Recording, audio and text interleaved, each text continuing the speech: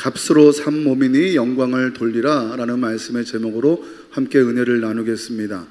우리 주일학교와 중고등부 함께 예배를 드려서 감사하고 참 좋기는 한데, 때로 말씀을 전할 때 제가 좀 이렇게 입을 조심해야 할 때도 있고, 또 성경에 나온 단어들 중에 이런 단어를 어떻게 설명해야 될까 하는 부분들이 가끔 나와요. 오늘 본문도 그런 내용이 있는데 제가 잘 피해서 한번 해볼 수 있도록 하겠습니다. 아침마다 여러분 예배를 드리러 오실 때 다들 거울 한 번씩을 보고 오시지 않습니까? 매일 보는 얼굴이지만 그래도 교회 오니까 좀 단정하게 또 예쁘게 단장하고 교회를 오게 됩니다. 하지만 늘 보는 얼굴이기 때문에 익숙한 얼굴이고 때로 우리의 얼굴이 평범하게 느껴지기도 하죠. 더 나아가서 때로는 이 거울 속에 비친 내 모습이 마음에 안 들어서 투덜거리기도 합니다. 반면에 내 몸이니까 내 마음대로 편하게 쓰면 되지 하고 자신의 몸을 방치하거나 자신의 몸을 함부로 대하는 일도 적지 않습니다. 하지만 오늘 하나님께서 주시는 이 말씀을 함께 듣고 함께 나눈 이후에 우리가 다시 집으로 돌아가서 거울 앞에 서게 된다면, 내가 이렇게 귀한 존재였구나, 내가 이렇게 참으로 엄청난 비밀과 가치를 지닌 몸이구나 하는 사실을 깨닫게 될 것이고, 그렇게 되셔야만 마땅합니다. 왜냐하면 오늘 말씀이 그런 부분을 우리에게 도전하고 있고, 이 말씀을 통하여 저와 여러분 모두가 얼마나 소중한 가치를 지닌 몸인지를 분별하고 깨달을 수 있기를 원하는 사도 바울의 도전이기 때문입니다. 그 내용을 우리가 잘 파악하기 위해서 잠시 2000년 전 사도 바울이 편지를 보냈던 상대죠, 고린도라는 도시를 우리가 잠시 살펴볼 수 있어야 하는데요. 물론 우리가 수요 예배를 통하여서 39주 동안 고린도 전서 강의 말씀을 나누는 가운데 고린도 지역이 어떤 지역인지 함께 충분히 살펴보았습니다만, 다시 한번 요약하여 고린도 지역에 대해 설명을 드린다면, 이 고린도 지역은 전 세계의 물자와 문화가 모여드는 화려하고 번창한 항구 도시였습니다. 모든 것이 발전되고 모든 변화의 속도가 빠른 곳이었단 말이죠. 근데 문제가 있었죠. 그 문제는 무엇이었습니까? 풍요로운 만큼 도시는 도덕적으로 매우 타락한 곳이었다는 사실이죠. 여러분, 문화가 발전하면 발전할수록, 풍요로우면 풍요로워질수록 다 좋은 것만 있는 것은 아니다 라는 것을 우리는 잘 알고 있지 않습니까? 고린도에도 그런 문제들이 드러나고 있었다는 거예요. 그리고 타락한 문화는 사람들에게 이렇게 속삭였습니다. 몸은 어차피 흙으로 돌아갈 껍데기일 뿐이다. 그러나 내 몸은 내 것이고 내 마음대로 즐겨도 상관없다라는 그런 문화의 흐름이 고린도 지역 전체에 흐르고 있었고, 더 큰 문제는 무엇이냐면 교회 공동체 안에 그런 세속의 문화, 세대의 흐름이 점차 스며들기 시작했다는 사실이죠. 이런 세상의 목소리에 휩쓸린 고린도 교인들도 스스로의 정체성에 대해서 혼란을 느끼기 시작합니다. 우리는 예수님을 믿기 시작했는데, 그래서 예수님으로 말미암아 자유함을 얻었다라고 성경은 말씀하고 있는데, 자유가 있다면 그러면 내 몸도 내 마음대로 쓰는 것, 이것이 진짜 자유가 아닐까라는 그런 의문이 고린도 교회 성도들에게 생기기 시작했다라는 말씀이죠.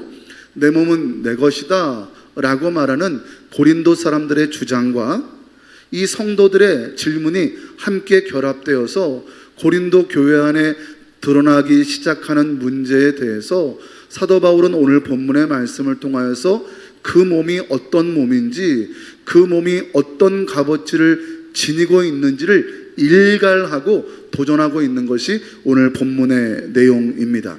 어쩌면 지금 이 시대를 살아가는 우리들에게 동일하게 들려올 수 있는 사도 바울의 음성입니다. 문화가 발전하고 풍요로운 세상 속에 살고 있는 우리들이 우리의 정체성과 우리의 가치를 바르게 깨닫고 있는가? 우리의 몸이 얼마나 귀한 몸인지 세상 가운데 우리의 몸을 보호하고 우리의 몸을 아름답게 가꾸며 살아가고 있는가? 여러분, 그렇지 않은 세상 속에 살고 있단 말이죠. 타투, 문신이라는 것이 지금은 굉장히 우리들에게 자연스러운 문화처럼 자리 잡고 있습니다. 제가 살고 있던 캐나다에서는요, 이 타투 문신이 너무너무 자연스러워요.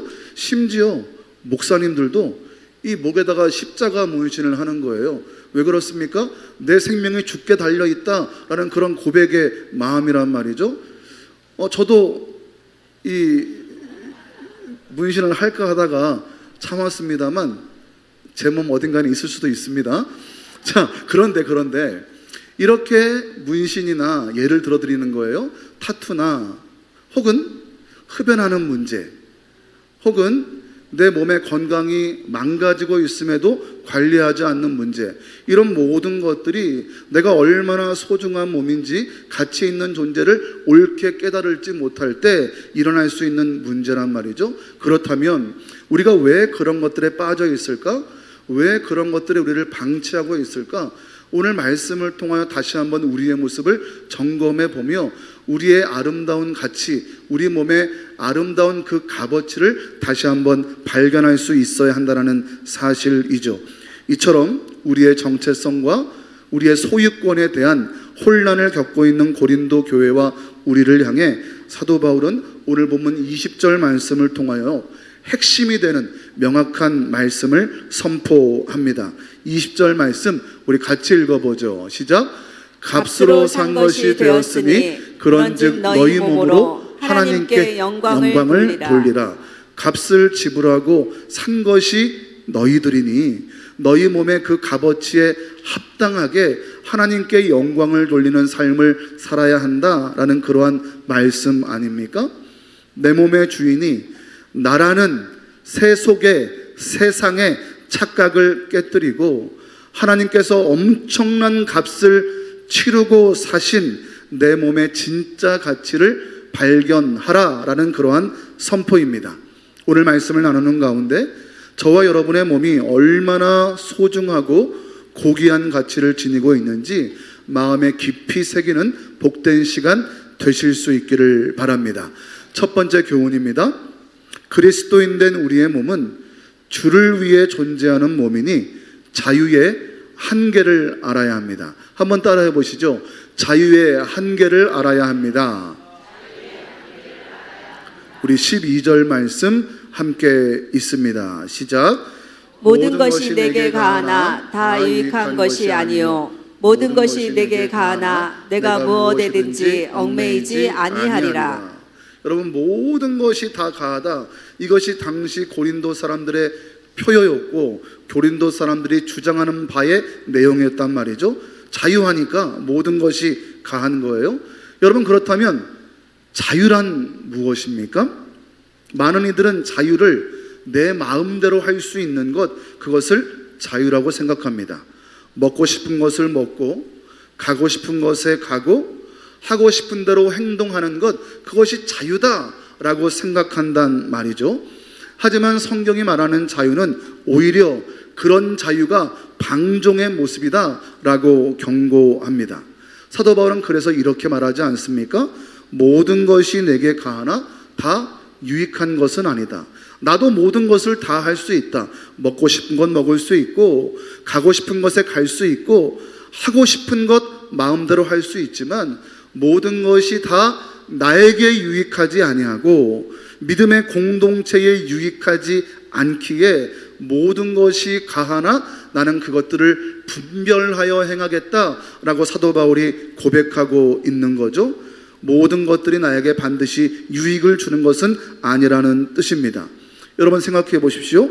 만약 나의 자유가 나쁜 습관이나 죄의 유혹에 끌려다니는 결과를 낳는다면 그것은 자유가 아니라 실상은 죄의 노예, 유혹의 노예가 되어버린 거죠.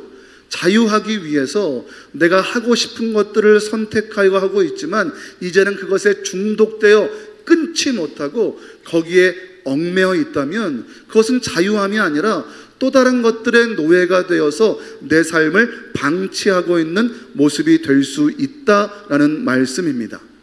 제가 미국의 라스베가스에 가보니까 라스베가스는 카지노로 유명한 도시 아닙니까?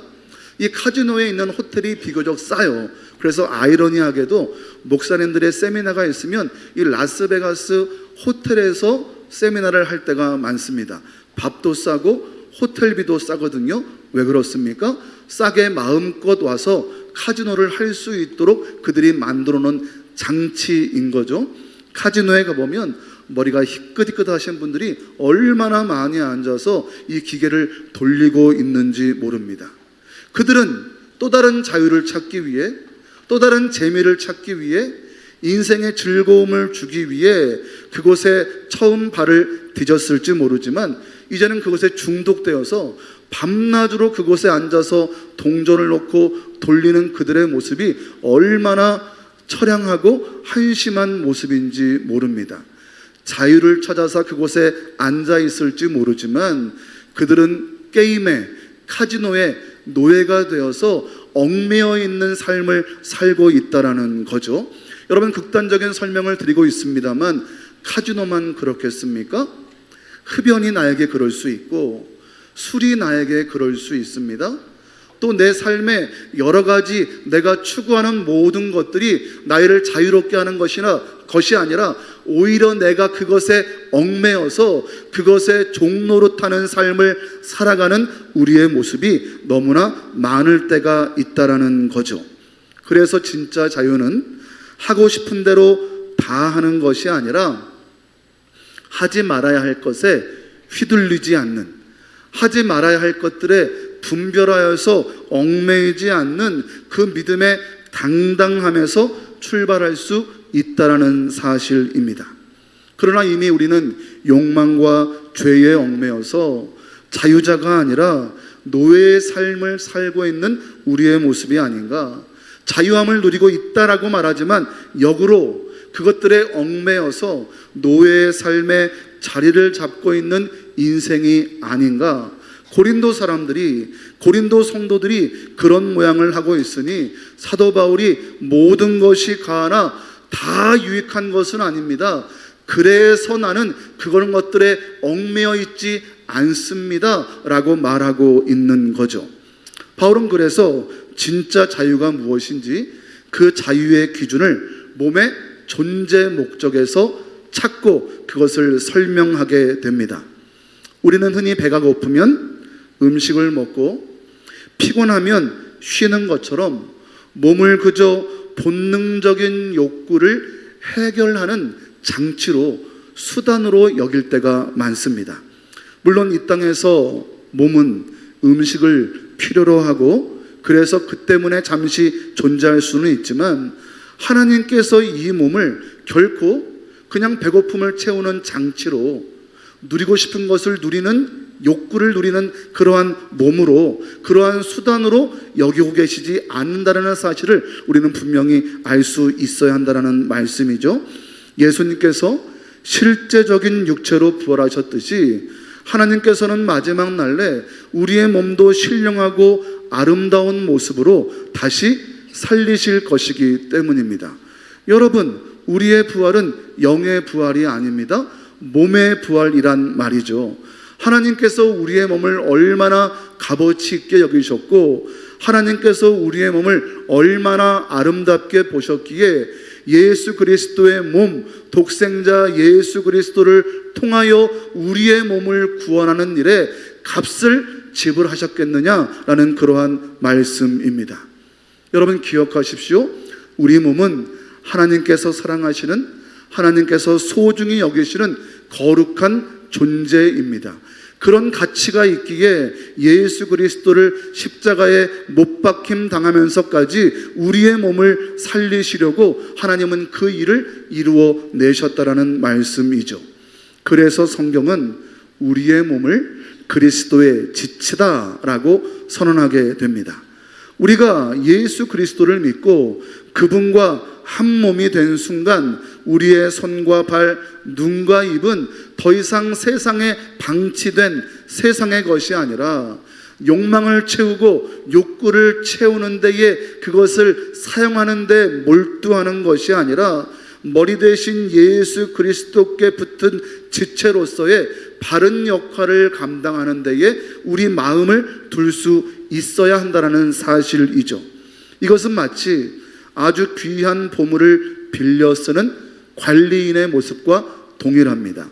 내가 주인이라고 착각하여서 내 몸을 마음대로 죄의 유혹에 내어주거나 거친 세상의 욕망을 채우는 도구로 사용하는 것은 내 몸의 주인이신 하나님의 뜻을 거스르는 일이다라는 사실이에요.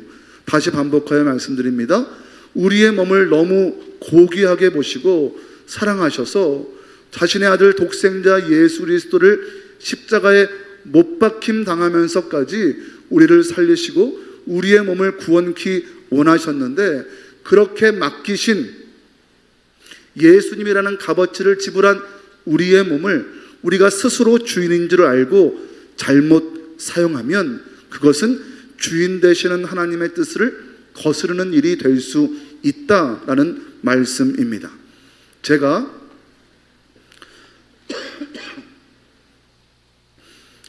대전에 와서 출세해서 하얀 그랜저 차량을 타고 있습니다. 근데 그 그랜저 차량이 렌트카란 말이죠. 내년 1월이 되면 그 차를 다시 반납해야 합니다. 이 오정문 목사님에서 저로 계약을 갱신하면서 다시 직원을 만나고 이 계약서를 살펴보게 되었어요. 근데 제가 깜짝 놀랄 문장을 발견하게 된 거예요. 이런 문장이었습니다. 동전 크기 이상의 흠집이나 문제가 있으면 그것을 다 제가 보상해야 되는 거예요. 우리 오 목사님이 얼마나 차를 안전하게 잘 타셨는지 아마 거의 보상할 게 없을 거라 생각을 합니다만, 제 차가 아니에요. 남의 차란 말이죠. 남의 차기 때문에 저는 차를 타는 동안 안전하게 잘 관리하고 깨끗하게 잘 관리하다가 다시 그곳으로 돌려줘서 내가 안전하게 썼다라는 것을 증명받아야 한다라는 사실입니다. 여러분, 우리의 몸을 차에 비유해서 송구합니다만 우리도 언젠가 하나님 앞에 서서 이 고귀한 몸을 어떻게 사용했는지 평가받을 때가 있을 거란 말이죠. 여러분, 그래서 우리는 스스로에게 정직하게 물어보아야 합니다. 나는 지금 주님과 연결된 이 귀한 몸으로 무엇을 하고 있는가? 매일 들여다보는 스마트폰, 내 눈으로 무엇을 보고 있는가? 여러분, 말씀을 보고 하늘에 내 눈을 두고 내 시선을 고정하고 하늘의 뜻에 순종하는 우리의 모습이 되어야 하는데, 스마트폰으로 맨날 주식 현황 보고, 스마트폰으로 엉뚱한 기사 보고, 스마트폰으로 잘못된 것 보고, 우리 학생들, 주일 학생들 보세요. 스마트폰으로 매일 게임하고, 이 소중한 눈으로 매일 무엇을 보고 있는가? 여러분, 질문해 보세요. 하나님께서 나에게 주신 이 지체로 내 눈은 지금 무엇을 보고 있는가? 내 입술은 어떤가요? 내 입술로 다른 사람들을 세우고 권면하고 사랑하는 말을 해야 될 우리들이 남을 험담하고 다른 사람을 비난하고 다른 사람을 책망하는 입술로 사용하고 있지 않습니까? 하나님을 영화롭게 찬양해야 될 우리의 입술이 엉뚱한데 소비되는 입술로 사용되고 있지 않느냐라는 말씀입니다. 내 발은 어떤가요? 믿음의 발이어야 하는데 복음의 평안의 신을 신고 아름다운 발걸음이 되어야 하는데, 내 발은 지금 어디를 향하고 있습니까? 주님과 연결된 이 귀한 몸을 거칠고 깨어진 세상의 유혹 앞에 마구 방치하고 마구 내어주고 있는 우리의 모습은 아닌가라는 그런 도전의 말씀입니다. 이 시간 우리의 몸이 온전히 주님을 향해 있고 우리의 소중한 주님의 지체임을 기억하면서 죄의 유혹에 나를 내어주지 않는, 죄의 나를 방치하지 않는, 자유라고 착각하며 죄에 얽매여 있는 우리의 모습이 아니라 하나님께 붙어있는 우리의 몸이 되어서 참된 자유를 누리며 우리 오직 주를 위해서 존재하는 몸으로 날마다 거룩하게 우리의 일상을 살아낼 수 있는 저와 여러분의 모습이 될 수 있기를 주님의 이름으로 축복합니다. 두 번째 교훈은 그리스도인 된 우리의 몸은 주가 값으로 사신 몸이니 몸의 주인을 알아야 합니다. 한번 따라해 보시죠. 몸의 주인을 알아야 합니다. 18절 말씀 우리 같이 읽어보죠. 시작. 음행을 피하라. 사람이 범하는 죄마다 몸 밖에 있거니와 음행하는 자는 자기 몸의 죄를 범하느니라. 바울은 음행을 피하라 라고 말합니다. 음행이라는 이 카테고리 아래 무엇이 들어있는지 우리 어른 성도님들은 잘 아실 것이라 생각합니다. 하지만 그것뿐만이 아니라 우리가 하나님 앞에 특죄하는 모든 것들을 이 음행이라는 카테고리 안에 함께 넣어서 생각해 보잔 말이죠. 오늘 본문에서는 음행을 피하라 라고 말씀하는데 이 피하라는 말씀은요 단순히 조심하라 라는 그 정도 뜻이 아니에요. 피하라는 말은 원문에 보니까 뒤도 돌아보지 말고 그 자리에서 도망치라 라는 그런 의미입니다. 음행이 있다면, 죄의 자리가 있다면 그것을 조심할 것이 아니라, 그것을 피하는 소극적인 모습을 가질 것이 아니라 자리를 박차고 일어나서 뒤도 돌아보지 말고 도망쳐야 한다라는 말씀이죠. 여러분 누가 생각나십니까? 요셉이 생각나지 않으십니까? 보디발의 아내가 요셉을 유혹했을 때 내가 지혜롭게 감정 상하지 않고 평온하게 좋은 게 좋은 거라고 이 일을 끝내야지 라고 하지 않았습니다. 자신의 옷자락에 찢겨진 줄도 모르고 그 자리를 박차고 떠나버린단 말이죠. 죄의 자리에 머물지 않고 스스로를 믿지 않고 죄의 자리로부터 도망쳤다라는 말씀이죠. 왜 그렇게까지 치열하게 도망치는 일이 우리 가운데 있어야 합니까? 다른 죄와 달리 몸에 짓는 죄, 음란함을 포함하여서 음행을 포함하여서 내 몸에 짓는 죄는 하나님이 거하시는 거룩한 성전을 스스로 무너뜨리고 훼손하는 일이기 때문입니다. 19절이 그 이유를 명확히 말해주죠. 너희 몸은 너희가 하나님께로부터 받은 바 너희 가운데 계신 성령의 전인 줄을 알지 못하느냐. 저와 여러분의 몸이 성령의 전, 즉 하나님이 거하시는 성전이라고 말씀하고 있는 거예요. 여러분 구약시대의 백성들은 예루살렘 성전을 바라보며 기도했고 그곳에서만 하나님을 만날 수 있었습니다. 그런데 이제 온 우주의 창조주이신 성령 하나님이 예루살렘 성전 그곳에 거하신다라고 말씀하시지 않고 어디에 거하신다라고 말씀하십니까?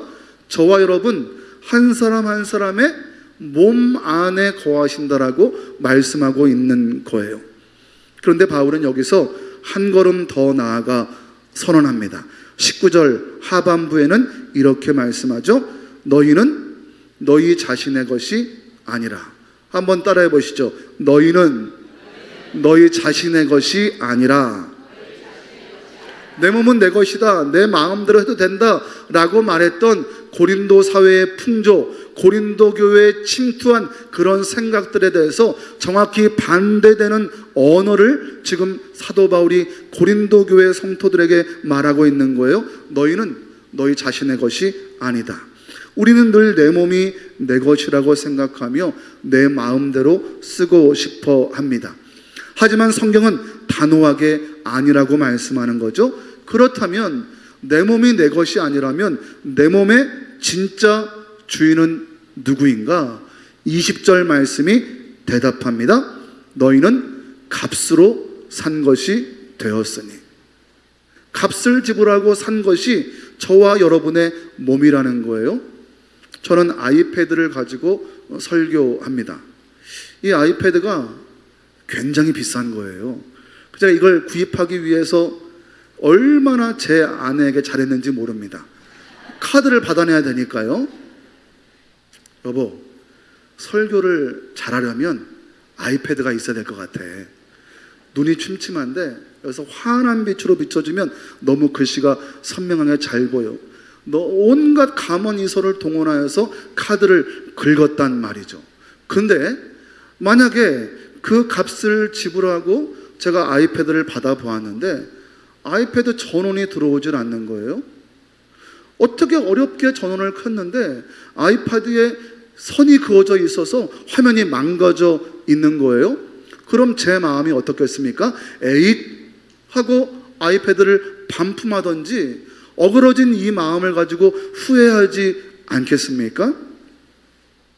값을 지불했으면 그 값어치를 해야 한다는 말씀입니다. 1849년 3월 미국의 모든 일간지 신문을 장식하고 역사책에도 기록된 실화 한 가지가 있습니다. 미국 버지니아주 리치먼드라는 도시에 헨리 브라운이라는 흑인 노예가 살고 있었습니다. 근데 이 노예라는 신분 때문에 그런 인생 전체에 걸쳐서 너무나 고통스러운 순간들을 너무나 많이 맞이하게 된 거예요. 근데 가장 힘들었던 것은 무엇이냐면 자신의 주인이 자신의 아내와 자신의 자녀들을 노예로 딴 집에 팔아버린 거예요. 먼 곳으로 팔아버린 거예요. 가족이 흩어지는 그런 생이별을 하는 끔찍한 고통을 맞이하고 맙니다. 그때 이 헨리 브라운이 마음 가운데 결심을 하게 됩니다. 이런 결심이었어요. 더 이상 내 몸을 노예의 상태로 비참하게 내버려두지 않겠다. 이렇게 결단한 헨리는 목숨을 건 기상천외한 탈출 계획을 세우게 됩니다. 그것은 가로 86cm, 세로 61cm, 깊이 76cm의 크기로 작은 상자를 짠 거예요. 그리고 그 안에 자신의 몸을 완전히 구겨 넣게 됩니다. 사진에 보시는 저 상자는 실제 당시의 상자는 아니고 지금 미국 버지니아주 이 리치먼드에 있는 공원에 그때 그 모습 그대로를 짜놓은 장식 기념품이에요. 자, 그리고 나서 한 일이 무엇이냐면 이 북부는 당시 노예 제도가 폐지되기 시작한 거예요. 그래서 미국 필라델피아에 있는 반노예제 협회로 자신을 택배 수화물로 붙이게 된 거예요.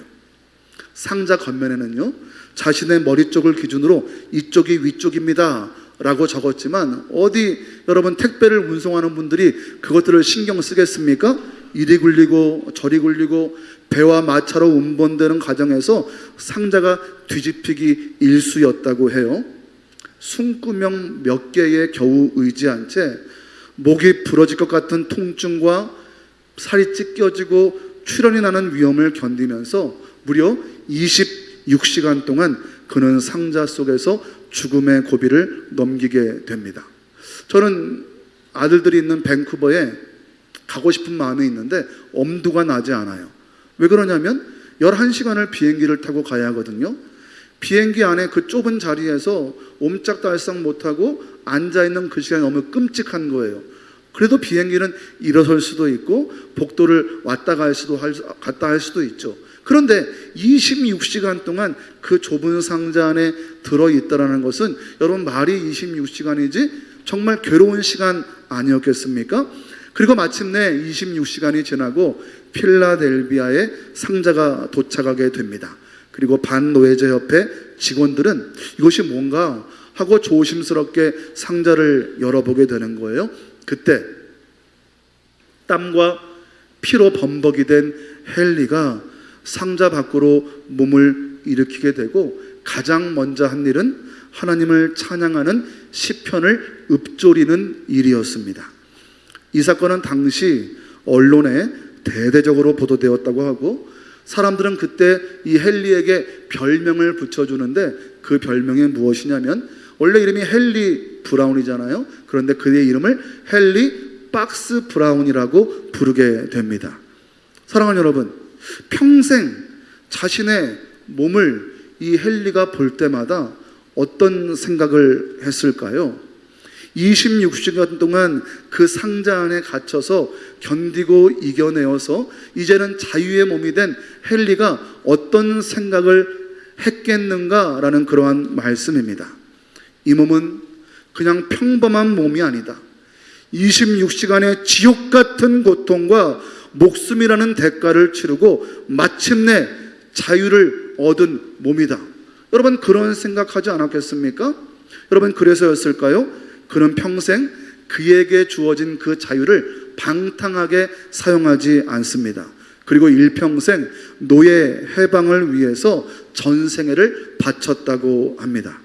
여러분 이것이 바로 오늘 성경이 말씀하는 값으로 산 몸의 의미입니다. 우리는 죄와 사망 그리고 온갖 세상의 더러운 정욕의 노예 상자 속에 갇혀서 얽매여 영원히 죽어 마땅한 존재들이었습니다. 내 힘으로는 도저히 그 상자를 깨고 나올 수 있는 능력이 없었습니다.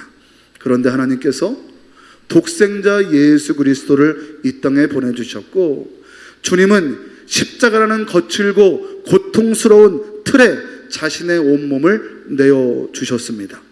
물과 피를 쏟으시는 상상할 수 없는 고통의 대가를 전액 지불하시고 저와 여러분의 몸을 죄의 상자 속에서 꺼내 자유케 해주셨다는 말씀입니다.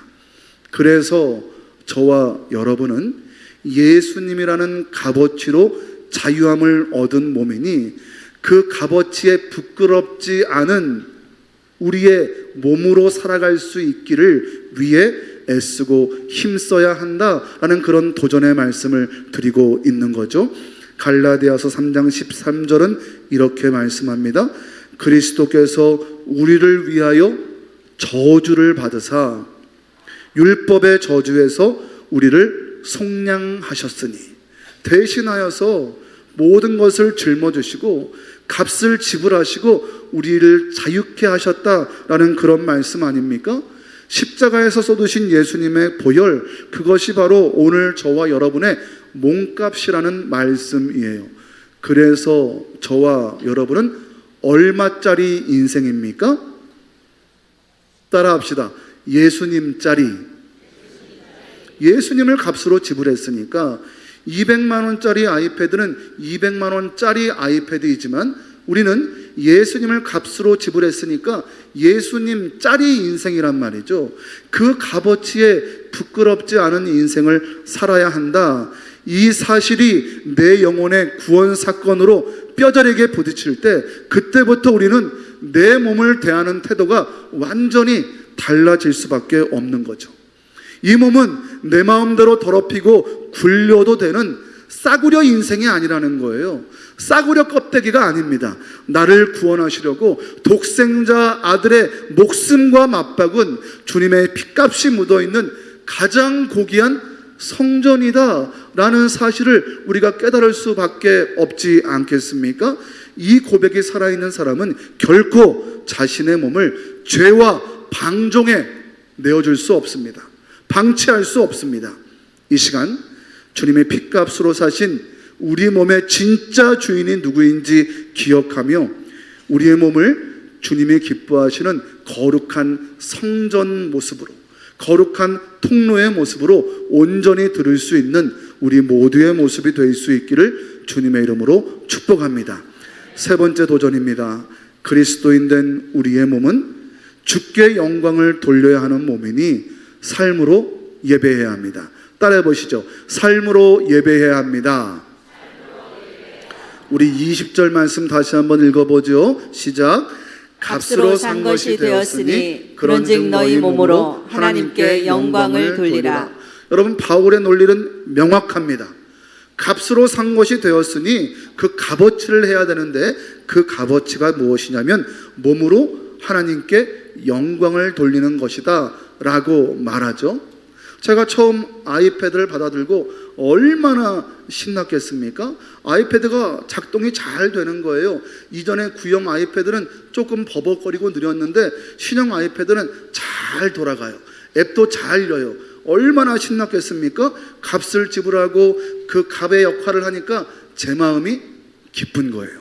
여러분, 값으로 산 우리는 하나님께 영광을 돌려드려야 하는데, 쉬운 말로 바꿔 설명하면 값으로 산 우리는 이제부터 주인 되신 하나님께서 기뻐하시는 일이 무엇인지 옳게 분별하여 그 기뻐하는 일을 행하는 것이 우리 삶 전체에 이루어져야 한다는 말씀입니다. 그것이 당연한 값어치를 하는 인생의 모습이란 말이죠. 여러분, 단순히 교회에 나오는 것만이 아닙니다. 찬송을 부르는 것만 하나님을 기쁘시게 하는 것이 아닙니다. 물론 그것도 중요하죠. 하지만 바울이 말하는 영광, 하나님을 기쁘게 하시는 것은 훨씬 더 그 영역이 높습니다. 우리가 잘 아는 로마서 12장 1절 말씀에서 바울은 이렇게 말씀하죠. 너희 몸을 하나님이 기뻐하시는